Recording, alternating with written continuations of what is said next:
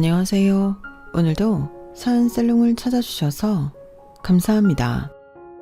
은혜 갚은 까치 이야기 다들 아시죠? 최근에 저희 집에 은혜 갚은 까치가 찾아들었어요. 진짜 까치는 아니고 정확히는 시동생이에요. 시동생은 제 남편의 배다른 동생인데 남편과는 친동생들보다도 더 가까운 사이였어요. 나이 차이가 많이 나서 그런지 마치 아빠와 아들 같은 사이였죠. 시동생은 태생 때문에 시댁에서 눈칫밥을 먹고 자랐는데 그런 시동생을 감싸준 유일한 사람이 바로 제 남편이었어요. 사람들은 흔히들 머리 검은 짐승은 돌보는 게 아니다 라고 하지만 그건 어디까지나 제 시동생과는 거리가 먼 이야기 같아요. 남편이 세상을 떠난 지금까지도 시동생은 저와 제 딸의 든든한 바람막이가 되어주고 있거든요. 그럼 지금부터 우리 모녀에게 찾아온 은혜 갚은 까치 이야기를 들려드릴게요. 저는 7년 전에 남편과 사별했어요. 남편과 저는 같은 대학, 같은 과 선후배 사이로 남편이 군복무 이후 제가 다니던 학년으로 복학을 하면서 만났어요. 남편과 저는 학번 차이가 좀 났기 때문에 이전까지는 서로 이름도 들어본 적 없는 사이였어요. 그런데 저희 과 조교님이 과대인 제게 남편이 잘 적응하게 도와주라고 부탁을 하셔서 뒤늦게 알게 된 거였죠. 처음엔 조교와 남편 관계를 의심했었어요. 혹시 사귀는 사이가 아닐까 하고요. 그렇잖아요. 다른 복학생들을 제쳐주고 딱 집어 남편 반 잘 돌봐주라고 부탁했다는 게 말이에요. 그런데 가만 보니까 조교한테는 남자친구가 따로 있더라고요. 그때부터 조금 혼란스럽기 시작했어요. 뭐야? 설마 전 남친? 군대 간 사이 고무신 거꾸로 신는 게 미안해서 나보고 잘 봐달라고 부탁한 거 아니야? 여러 정황을 끼워 맞추어 본 끝에 내린 결론이 이거였어요. 생각이 여기까지 미치다 보니 괜히 조교가 괘씸하고 상대적으로 남편이 불쌍해 보이더라고요. 그래서 제가 생각해도 좀 과할 정도로 잘해줬어요. 그런데 이런 제 행동이 남편한테 오해를 불러일으켰던 모양이에요. 제가 자기를 좋아한다고 말이죠. 아니 무슨 그런 오해를 해요. 내가 선배를 왜 좋아해요? 난 그저 안 됐으니까. 암튼 좋아하고 그런 거 아니니까 오해하지 마세요. 뭐야? 그럼 좋아하지도 않으면서 나한테 왜 그렇게 잘해준 건데?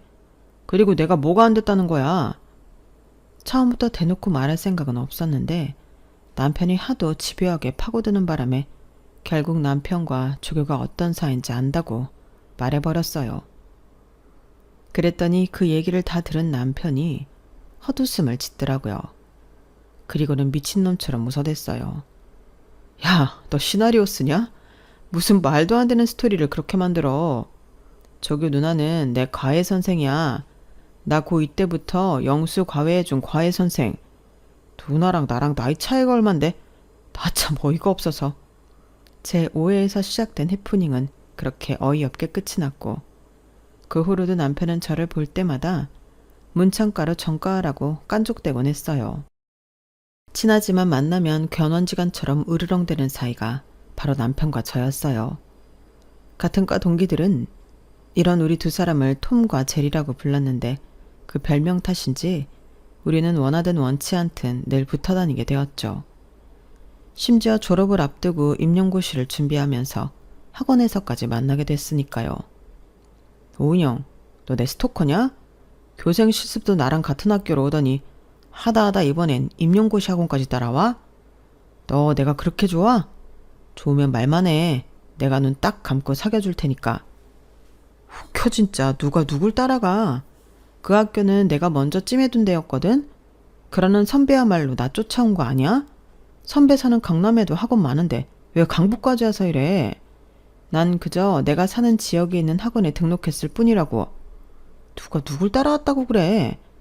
그리고 나에 대한 마음을 아직도 못 접은 모양인데 내가 넓은 아량으로 딴 건 다 줄 수 있는데 딱 하나 내 자신은 못 주겠거든. 선배한테 주기에 너무 아까워서 말야. 암튼 한 번만 더 사귀던 소리 해봐. 그땐 가만 안 둘 줄 알아. 학교에서 하던 대로 우리는 학원에서도 얼굴을 마주칠 때마다 으르렁댔어요. 그러면서 서로 좋은 정보가 생기면 누구보다 먼저 공유하고 보고 싶은 영화가 개봉하면 같이 가서 보고 근처에 맛집이 생기면 둘이 같이 달려가곤 했어요. 어디까지나 취향이 비슷하고 따로 약속을 잡지 않아도 늘 근처에 있는 사람이라서 그랬던 거지만 다른 사람들 눈에는 그렇지 않았던 모양이에요. 사실 누가 봐도 우리 두 사람 관계가 좀 이상해 보이긴 했으니까요. 정작 우리 두 사람만 그걸 모르고 있었던 거예요. 그러다 관계가 진전되기 시작한 건 예기치 못한 사건 때문이었어요. 임용고시를 앞두고 방학 특강에 한창이던 시기에 남편이 며칠째 학원에 나오지 않는 거예요. 전화도 안 받고 문자도 쉽고 말이죠. 그동안 같이 공부하면서 쌓인 정 때문에 그랬는지 마냥 모른 척할 수만은 없었어요. 유명 강사 특강이라 등록할 때 경쟁률이 세서 엄청 힘들었는데 그런 강의를 놓친다는 게 너무 아깝더라고요. 그래서 특강 내내 녹음을 해서 USB에 저장했어요. 강의 필기랑 녹음 파일을 들으면 그래도 안 들은 것보다는 나을 것 같았거든요. 다행히 조고가 남편 과외를 했던 덕에 집을 알고 있어서 집 주소대로 찾아갔어요. 그리곤 집 근처에 도착해서 남편한테 문자를 했는데 이번엔 잽싸게 단문이 왔더라고요. 집으로 오지 말라고 근처 카페에서 기다리라고 말이죠. 그렇게 거의 일주일 만에 다시 만난 남편은 얼굴이 많이 안 됐더라고요. 그렇다고 어디가 아픈 사람 같지는 않은데 말이죠. 선배, 무슨 일 있어? 다른 것도 아니고 특강을 빼먹으면 어떡해. 전화도 안 받고 말이야. 내가 진짜 안 줄까 하다가 그동안 같이 공부한 의리로 녹음 파일이랑 노트 정리 가져와서. 고맙지? 그래, 눈물 나게 고맙다. 말은 그렇게 하는데 왠지 기운이 없어 보였어요. 그래서 일단 밥부터 먹여야겠다 싶어서 배고프다는 핑계를 대고 근처 식당으로 가자고 했어요. 그랬더니 바로 들어가 봐야 한다며 안 된다는 거 있죠? 야, 이거 너무한 거 아니야? 내가 그 귀한 자료를 들고 한강 다리를 건너서 여기까지 왔는데 밥 한 끼 같이 못 먹겠다는 거야? 선배, 완전 실망이야. 반은 진심이고 반은 장난인 것처럼 했단 말이었는데 남편이 그 말에 많이 미안했던가 봐요. 잠시 생각에 잠긴 듯 하더니 그러더군요. 실은 내가 애를 좀 봐야 돼. 잠든 거 보고 잠깐 나오긴 했는데 깨면 울 것 같아서 말이야. 난데없이 애를 봐야 한다는 말의 순간 남편을 의심했어요. 애 딸린 유부남이었던가 하고 말이죠. 그런데 얘기를 들어보니 그건 아니더라고요. 남들한테 말하기 창피한 얘기지만 우리 아빠가 그동안 여자 문제로 엄마를 많이 힘들게 하셨어. 그런데 얼마 전에 7살짜리 남자애를 집에 데리고 오신 거야. 아빠 아들이라고. 오래전에 잠깐 만나다 헤어진 여자라서 그동안 아빠는 애가 있는 것도 몰랐다더라고. 문제는 그분이 결혼을 하게 됐는데 남자 쪽에서 애는 못 키우겠다고 하나 봐. 거기다 내년에 학교에 가야 해서 호적 정리가 필요한 모양이야. 결국 아빠한테 연락했다더라고. 그 바람에 엄마랑 형, 누나 할 거 없이 다들 난리지 뭐. 당장 그 여자한테 애를 보내라고. 엄마는 애를 시설에다 보내라고 난리신데 어떻게 그러니? 애는 겁을 먹어서 하루 종일 울기만 하지. 형이랑 누나는 시끄럽게 온다고 난리치지. 할 수 없이 내가 방에서 데리고 있는데 애가 나한테 딱 달라붙어서 떨어질 생각을 안 해. 지도 않은 거지. 이 집에서 자기한테 위협적이지 않은 사람이 나밖에 없다는 걸. 시험이 코앞인데 나도 정말 미치겠다. 막장 드라마에서나 나올 법한 스토리에 입이 떡 벌어졌어요. 그러면서도 한편으로 남편이 달리 보이더라고요. 내가 남편 입장이라면 아빠의 내연녀 자식을 감싸기 힘들 것 같았거든요. 차라리 애를 데리고 학원에 놓으면 되겠네. 7살이면 말귀는 알아들을 거 아냐? 선배가 수업 들어갈 땐 내가 데리고 있으면 되니까 학원에 데리고 와. 애도 집에 있는 것보다 잠깐이라도 밖에 나와 있는 게 나을 수 있어. 남편은 저한테 미안해서 어떻게 그러냐고 거절을 했지만 저도 이번엔 순순히 물러나지 않았어요. 그랬더니 남편도 더는 사양 않고 알겠다고 하더군요. 이제 와서 말이지만 저도 제가 그때 왜 그렇게 완강하게 나갔었는지 모르겠어요. 따지고 보면 남편은 제 경쟁자기도 한데 말이에요. 그래도 수년간 같이 공부한 동지애도 있었고 엄마를 떠나 낯선 집에서 눈칫밥을 먹게 된 어린 시동생이 불쌍했던 탓도 있었던 것 같아요. 남편을 따라 나오게 된 시동생은 처음엔 경계의 눈빛으로 저를 봤지만 며칠 지나고부터는 제게 말도 걸고 제 장난에 잘 웃기도 했어요.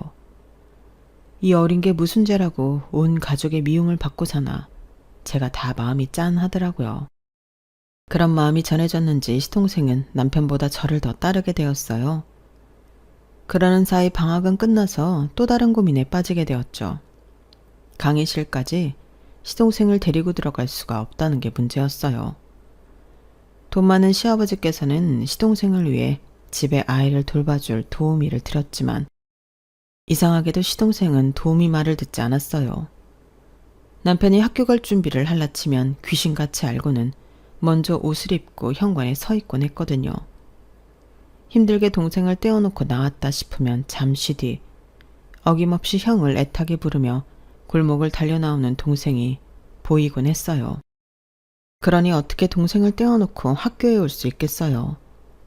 처음 며칠은 할 수 없이 동생을 데리고 학교에 오긴 했지만 남편도 저도 듣는 강의가 같았기 때문에 애를 맡길 데가 없다는 게 문제였어요. 후배들한테 맡기는 것도 한두 번이지 매일 그럴 수는 없으니까요. 그래서 생각 끝에 시동생을 저희 학교 근처에 있는 어린이집에 보내기로 했어요. 원장님께 사정을 말씀드렸더니 다행히도 받아주셨거든요. 애초에 시댁 근처에 있는 유치원에 보냈으면 될 일이었지만 그건 시어머니께서 반대를 하셨어요. 동네 창피하게 밖에서 자식 나온 거 광고할 일 있냐시면서요. 어머님은 아이의 인생보다는 자신들의 체면이 더 중요한 분이셨어요. 거기다 아버님은 자신이 벌인 일에 대해 금전적인 지원 외에는 아무것도 하지 않는 분이셨고요. 아주버님과 시누이도 그런 부모를 똑같이 닮았지만 제 남편만큼은 달랐어요. 그래서 어린 시동생도 제 남편만 따랐던 거였죠. 애들이 사람을 더 잘 알아보니까요.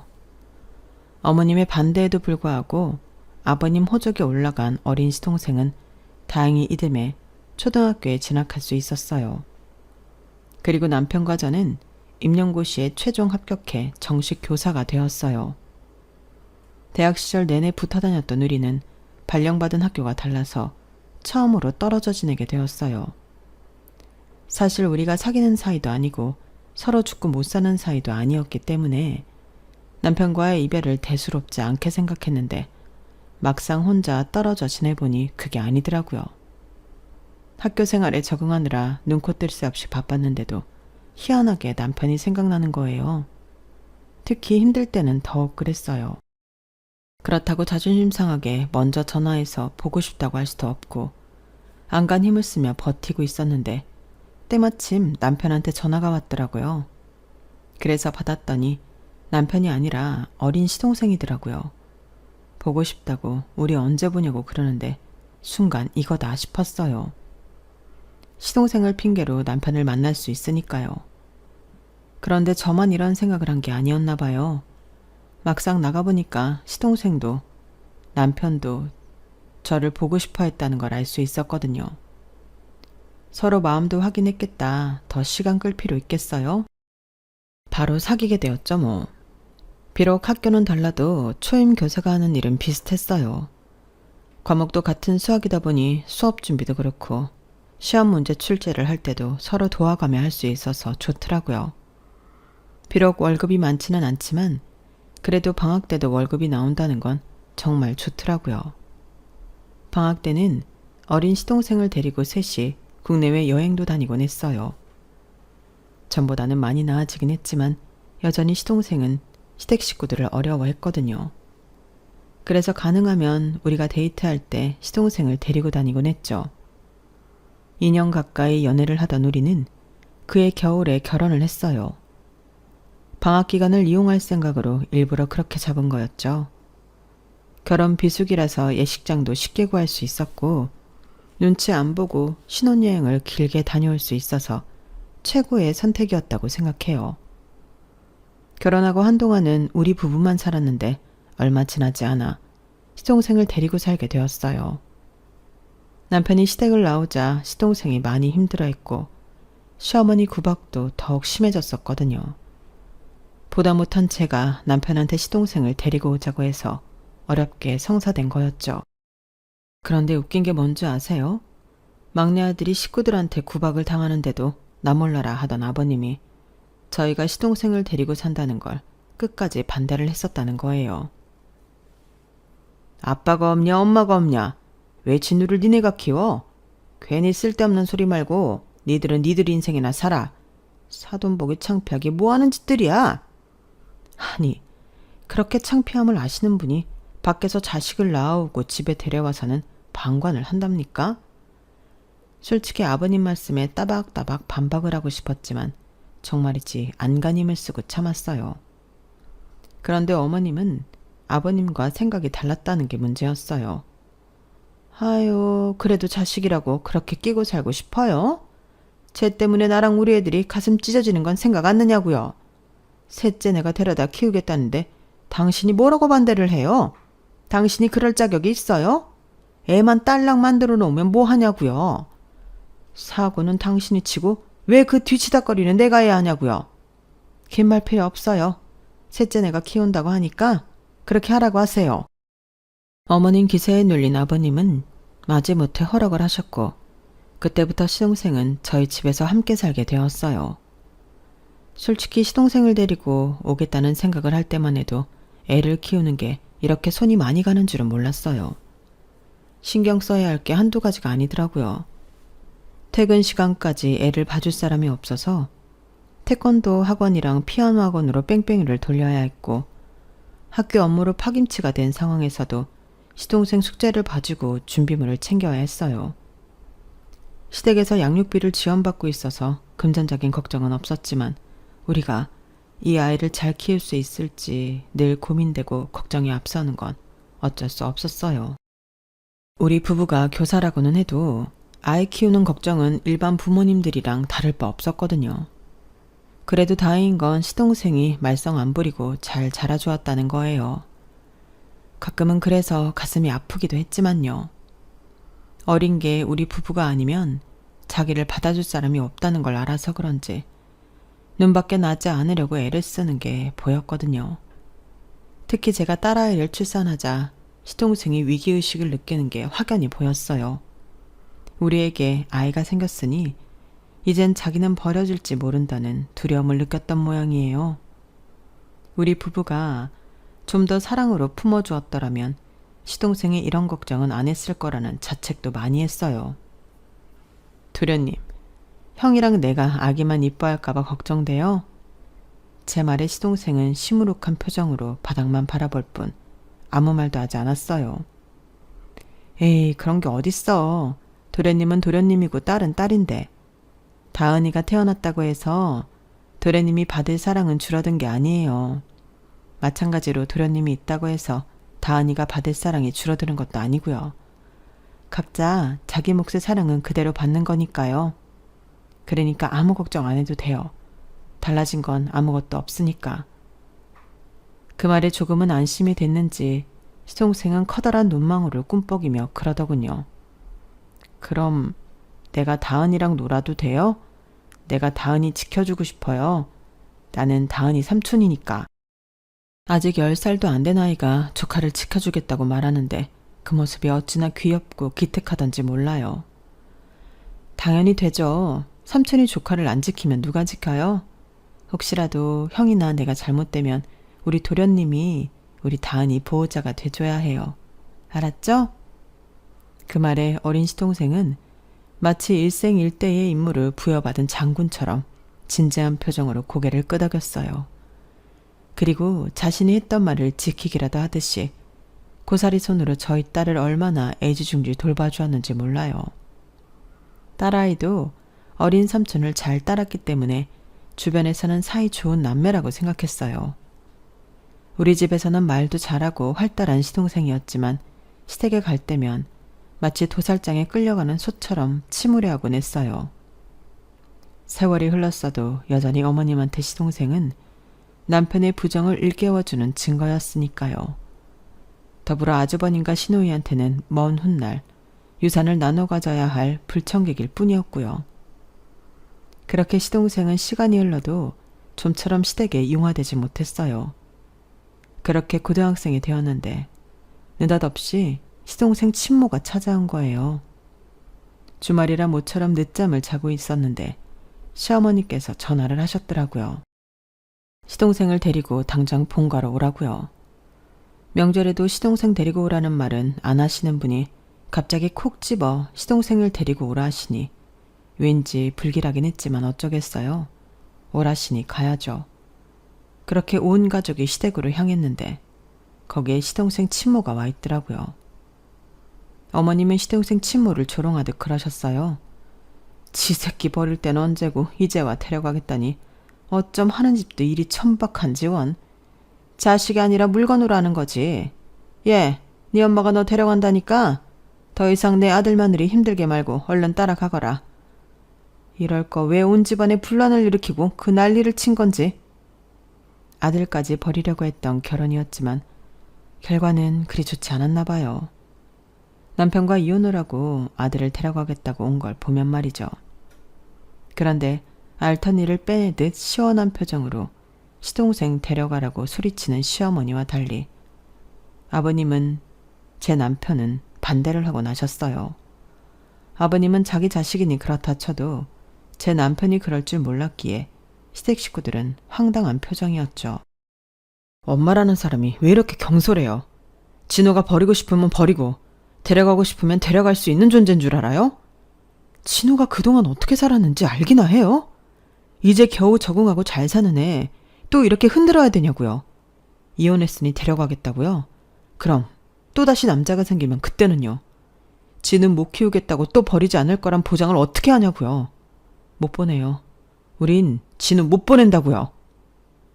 평소 화도 잘 안 내는 사람이 그날은 어찌나 화를 내던지 몰라요. 저 역시도 남편이 왜 이렇게까지 화를 내는지 모르는 바는 아니지만 그래도 여기서 눈칫밥 먹고 사느니 친모 품에서 사는 게 낫지 않을까 하는 생각도 들었어요. 그런데 그때 시동생이 그러는 거예요. 형, 미안해. 형이랑 형수님이 그동안 날 위해 준 거 잘 아는데도 나 엄마랑 살고 싶어. 형, 미안해. 눈물이 그렁그렁한 눈으로 울먹이는 시동생을 보니 남편도 더는 뭐라고 할 수가 없었어요. 지금 이 상황에 누구보다 힘든 건 시동생이라는 걸 알기 때문이었죠. 대신 시동생한테 딱 한마디만 했어요. 진우 너 잘 들어. 형은 이제 너 안 받아줄 거야. 그러니까 아무리 힘든 일이 있어도 네 엄마 옆에서 살아. 다신 돌아올 생각 말고. 알았어? 남편의 그 말은 분명 차갑게 그지없었지만 이상하게도 제 귀에는 세상 무엇보다 따뜻한 이별의 인사 같았어요. 동생이 행복하길 바라는 형의 마음이 느껴졌거든요. 결국 그날 시동생은 친모를 따라갔고 남편은 그 후로 시동생에 대한 얘기는 한마디도 꺼내지 않았어요. 매정하다 싶을 정도로 말이죠. 비록 우리 부부의 품을 떠나긴 했지만 시동생은 가끔씩 제게 메일을 보내곤 했어요. 새로 전학 간 학교에서 친구를 사귀었다거나 대학 진학을 앞두고 진로 고민에 대한 푸념이라든가 비록 몸은 떠났지만 여전히 우리 집을 그리워하는 것 같았어요. 그럼에도 불구하고 다시 돌아오겠다는 말은 없었어요. 어떻게든 그곳에서 잘 버텨보려는 것 같다는 느낌이 강했거든요. 시동생한테 메일이 올 때마다 남편한테 얘기를 전해주려 했지만 남편은 한사코 들으려 하지 않았어요. 이제 자기랑은 상관없는 사이라면서 선을 긋더라고요. 그런 남편을 보며 그간의 정을 어떻게 모자르듯 하루아침에 잘할 수 있나 싶어 참 매정한 사람이라 생각했는데 수년이 흐른 뒤에야 남편의 진심을 알게 됐지 뭐예요. 그것도 하필 남편의 장례식장에서 말이에요. 평소 지병도 없고 술이나 담배도 안 하는 사람이라서 남편이 이렇게 빨리 세상을 떠나게 될 줄은 몰랐어요. 평소처럼 퇴근해서 저녁까지 잘 먹고 씻겠다며 욕실에 들어간 사람이 1시간이 넘도록 나오지 않더라고요. 물소리는 계속 나는데 말이죠. 그래서 욕실 문을 열고 들어가 봤더니 글쎄 정신을 잃고 바닥에 쓰러져 있더라고요. 그 상황이 너무 당황스럽고 겁이 나서 무작정 119에 신고부터 했어요. 구급차가 오기까지 그 짧은 시간 동안 무슨 정신으로 남편 곁을 지켰는지 기억도 안 나요. 딸아이는 옆에서 울고 그 와중에도 저는 벌거벗은 남편한테 옷을 입혔던 기억뿐이에요. 사람들 앞에 남편의 알몸을 내보이면 안 된다는 생각해서 그랬던 것 같아요. 구급차에 실려 병원에 도착한 남편은 의료진의 치열한 사투에도 불구하고 세상을 떠나고 말았어요. 너무 늦게 발견된 탓이었죠. 남편의 장례식장은 아수라장 그 자체였어요. 제가 남편을 늦게 발견해 자식을 잃었다며 길길이 날뛰는 시어머니와 마치 저를 살인자 보듯 하는 아주버님과 시누이, 그리고 딱히 제 탓은 하지 않았지만 저랑 눈길도 마주치지 않고 싸늘한 심기를 드러내는 시아버지까지. 시댁 식구들 모두가 남편의 죽음을 제 탓으로 몰아가고 있었거든요. 어머님은 저랑 딸아이가 상주자리에 앉는 것조차 허락하지 않았어요. 남편 잡아먹은 년이 무슨 낯짝으로 이 자리를 지켜. 너만 아니었으면 내 아들 안 죽었어. 네 년이 조금만 일찍 욕실문만 열어봤어도 내 아들이 이렇게는 안 됐다고. 내 아들 살려내라 이년아. 차라리 네가 죽고 내 아들 살려내. 시어머니는 제 멱살을 쥐고 고래고래 소리를 지르며 난리를 치셨어요. 그런 어머님을 말린 건 다름 아닌 시동생이었어요. 남편의 부고를 받고 달려온 시동생은 장례식 내내 저와 제 딸을 시댁 식구들로부터 보호해 주었어요. 오래전 남편과 제가 어린 시동생을 시댁 식구들로부터 막아주었던 것처럼 말이죠. 조문객도 돌아가고 시댁 식구들도 다들 방에 들어가 잠든 사이 그제야 남편 영정 앞에 앉을 수 있었던 제게 시동생이 그러더군요. 그날 엄마를 본가로 불러들인 사람이 형이었어요. 나중에 엄마가 그러는데 엄마가 이혼했다는 소식을 듣고 저랑 같이 살게 해주려고 형이 일부러 가족들 앞에서 화를 내면서 연기를 했다더라고요. 그래야 큰어머니가 더 저를 보내려고 안달을 할 거고, 그러면 아버지도 더는 저를 붙잡을 수 없을 테니까요. 대학교 입학식 때 형이 찾아왔었어요. 비록 먼 발치에서 바라보다 가셨지만요.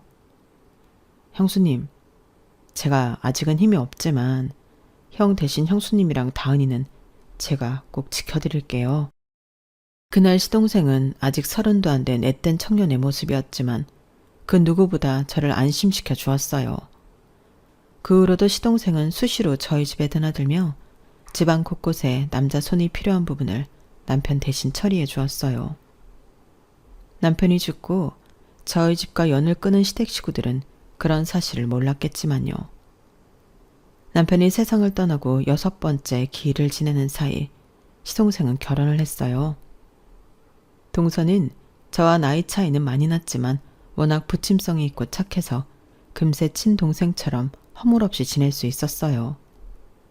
처음에 시동생이 결혼할 사람이라고 집에 데려왔을 때 변호사라는 직업을 듣고는 콧대도 높고 자기 잘난 맛에 사는 사람이 아닐까 걱정했는데 막상 어울려보니 소탈하고 인간적인 사람이더라고요.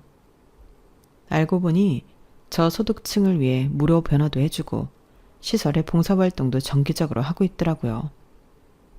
변호사가 된 것도 가난한 사람들한테 힘이 돼주고 싶어였다고 하니 말 다 했죠. 실은 저희 아빠가 오래전에 누명을 쓴 적이 있어요. 다른 사람도 아니고 어릴 때부터 한 동네에서 나고 자란 친구인데요.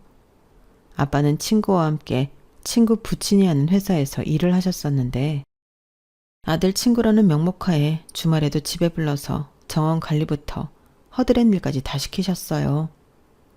친구 아버지기도 해서 불평 한 번 없이 다 해드렸는데 결국엔 뒤통수를 맞았지 뭐예요.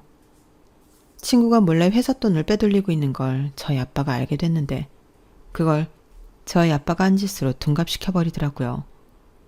누명을 씌운 것도 모자라 변호사를 앞세워 소송까지 거는 바람에 아빠는 실형을 살게 되셨어요. 그때 저는 중학생이었는데 그걸 보면서 결심을 했죠. 내가 변호사가 돼서 억울한데 돈이 없어서 제대로 법정 싸움을 하지 못하는 사람들을 도와야겠다고요. 얘기를 듣고 나니 왜 시동생이 동서와의 결혼을 생각하게 됐는지 알 것도 같았어요. 시동생 부부는 나고 자란 환경은 달라도 어딘가 모르게 닮은 구석이 있었거든요. 그래서 저도 동서한테 금방 마음을 열게 됐는지도 모르겠네요. 남편이 세상을 떠나고 연락조차 없었던 시댁 식구들을 다시 보게 된 건 시동생 결혼식 때였어요. 시누이가 아버님을 모시고 결혼식장에 왔더라고요. 모시고 왔다고는 하지만 자세히 보면 감시하러 온 것 같았어요. 모르긴 해도 시어머니께서 보내신 거겠죠. 혼주석에 앉아있는 시동생의 치모와 아버님이 따로 대화라도 나누지 않을까 예의주시하는 모습이었어요. 결국 아버님은 별다른 대화도 하지 못한 채 식이 끝나자마자 시누이와 함께 돌아가셨어요. 식사라도 하고 가시라고 했지만 피곤하다시면서 가신다고요. 못 뵌 사이 많이 늙기도 하셨고 몸이 안 좋으신지 시누이 부축을 받아야 거동이 가능하신 것 같긴 했어요. 그날 아버님 몸 상태를 보고 걱정이 되긴 했는데 결국 그 모습이 마지막이 될 줄 누가 알았겠어요. 이듬해 가을이었는데 하루는 시동생이 갑자기 찾아왔더라고요. 아버님이 돌아가셨다면서 같이 장례식장에 가자고요. 솔직히 시댁 식구들이 저를 반길 리 없었기 때문에 선뜻 마음에 내키진 않았지만 그래도 시동생을 따라 나섰어요. 그리고 결과는 제 예상 그대로더군요. 제가 장례식장에 들어가자마자 시어머니와 아주버님, 시누이까지 득달같이 달려들어 욕설을 퍼부어댔어요. 네 년이 여기가 어디라고 와? 내 아들 잡아먹은 것도 모자라서 주워먹을 게 있다고 여기로 오냐고. 나가. 당장 나가. 그러게나 말이에요. 남편 죽었으면 영 끊어진 건데 뭐하러 여긴 나타나? 큰오빠 뭐해? 저 여자 안 쫓아내고. 진우 저게 더 문제야. 왜 저 여자를 여기까지 데려오냐고. 하여간에 똑같은 것들끼리 몰려다닌다니까? 저를 데리고 왔다는 이유로 시동생까지 욕을 먹자 저도 더는 그 자리에 버티고 설 자신이 없었어요. 그래서 아버님 연전에 목례만 하고는 그대로 장례식장을 빠져나왔어요. 그래도 한때 그 집 며느리로 살았던 사람인데 정말 너무하다는 생각이 들었어요. 내가 뭘 그렇게 잘못했다고 일어나 억울하기도 했고요. 그런데 몇 달이 지난 뒤 그 이유를 알게 됐지 뭐예요. 평생 안 보고 살 것 같았던 시어머니가 제게 전화를 했더라고요. 다짜고짜 화를 내시면서 말이죠. 네가 그날 장례식장에 찾아왔을 때부터 알아봤어야 했어. 얌전한 고양이가 부뚜막에 먼저 올라간다고 어떻게 돈 냄새는 기가 막히게 맡아서는 세상에 변호사까지 고용해 시애미한테 소송을 걸어? 그래 어디 한번 해봐. 나도 가만히 있진 않을 테니까. 어머님이 밑도 끝도 없이 제게 화를 내시는 통에 무슨 일이냐고 물어볼 수도 없었어요. 그래서 시동생한테 전화해봤더니 형수님한테 형 몫의 유산을 안 주려고 꼼수를 부리길래 제가 와이프한테 부탁해서 유산 상속 유류분 청구 소송을 제기했어요. 형수님이 마땅히 받으셔야 하는 거니까요. 솔직히 남편이 죽고 시댁과는 연락도 끊긴 처지였기 때문에 유산은 기대도 안 했는데 시동생이 알아서 일처리를 해주었더라고요. 얘기를 들어보니 시댁 식구들이 제 남편의 죽음을 제 탓으로 몰고 가 연을 끄는 것도 다 아버님이 돌아가실 때를 대비해 유산을 안 주려고 그랬던 거라고 하더군요. 그러니 10원짜리 동전 하나까지 다 받아내라고요. 솔직히 시동생 부부가 먼저 나서주지 않았다면 소송까지 벌일 생각은 못했을 거예요. 아직 소송 중이라 저희가 얼마나 받을 수 있는지는 모르겠지만 동서의 말에 따르면 금액이 상당할 거라고 했어요. 금액에 상관없이 이번 일로 시동생 부부한테는 너무 고마운 마음뿐이었어요. 요즘 세상에 누가 이런 일에 자기 일처럼 대신 나서 주겠어요?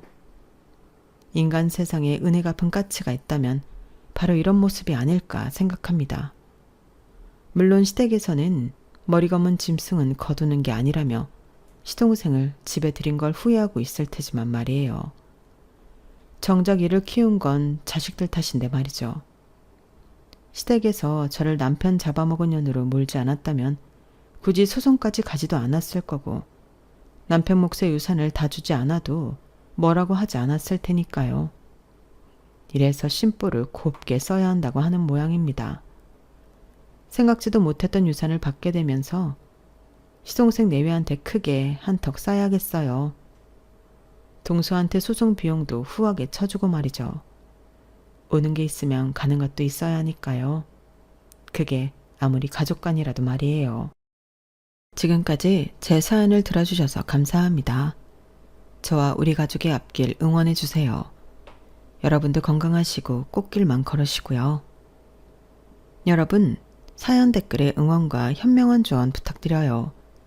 좋아요와 구독은 저에게 큰 힘이 됩니다. 오늘도 좋은 일 가득하세요.